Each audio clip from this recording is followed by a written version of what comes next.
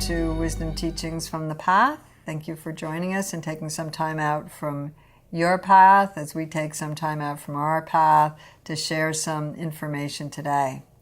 I think one of the most basic pieces of my teaching is the breath and how important the breath is. No matter what goes on in your life, all of us are capable of taking a conscious breath. And so there is conscious breathing and there is breathing. And conscious breathing is a commitment to life. It's something that I've probably said millions of times over the past 30 years, starting a talk, starting a workshop, starting an individual session with someone. Conscious breathing, commitment to life. What is conscious breathing? Well, all of us breathe. We breathe automatically. You wouldn't be here, I wouldn't be here if I wasn't breathing.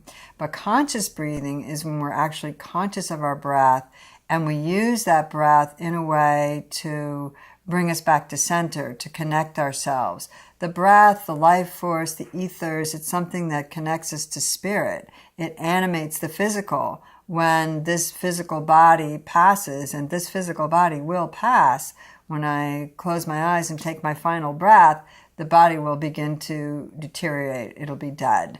And so the breath is what animates it. It's the life force. It's the chi force. And how we use the breath in our body is very, very powerful. For over 30 years, I've been breathing consciously, that is, and doing a breath practice, different breath practices. There's lots of different types of breath, the pranayama, the using the breath in a specific way.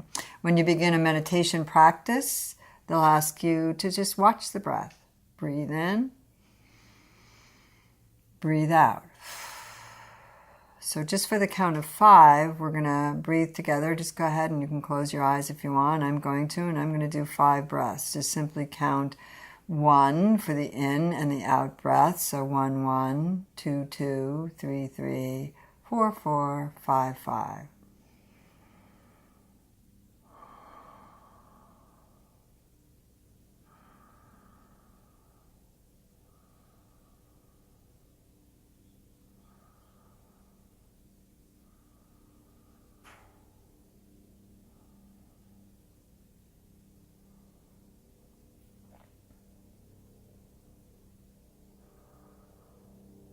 So that little tiny awareness, that little tiny conscious breathing allowed me to see a number of things about myself that are going on right now in my body and in my thoughts, allowed me to go to a deeper place of concentration within myself because I'm very tuned into my breath and to be able to use it in practice. So in a meditation practice, they'll often start you out with watch your breath. And that's what you just did. You watched your breath with a count of 5, inward and outward.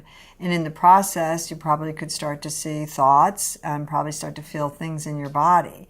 So you're becoming awareness of part of yourself and bringing yourself together. There's all kinds of breath. There's the breath of fire, the nadi suddhi.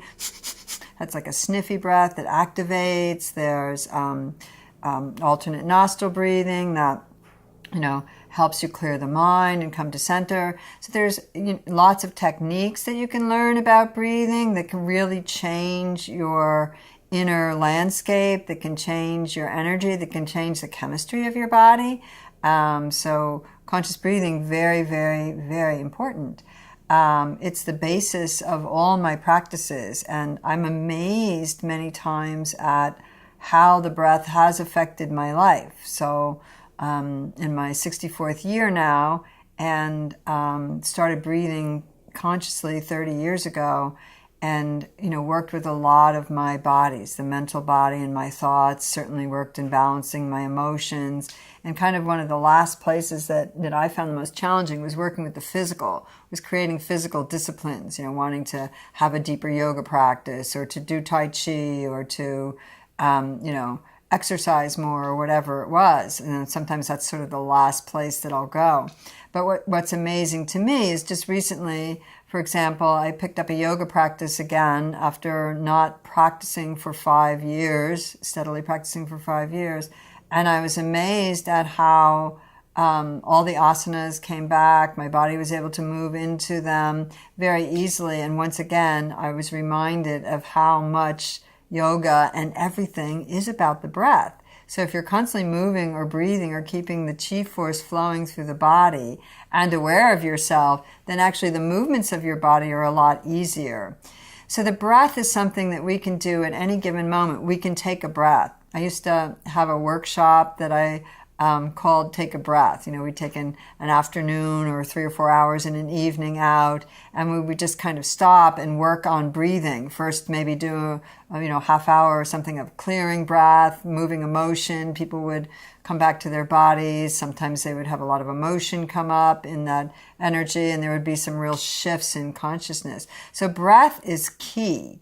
And breath is a very good building block to all the practices of coming into center, of being connected, the practices of yoga or Tai Chi. They rely on your ability to breath. I was having a conversation a few days ago with one of my clients after a meditation, and I was telling her, as I just told you, about going back to the yoga practice and finding how easy it was for me to do it.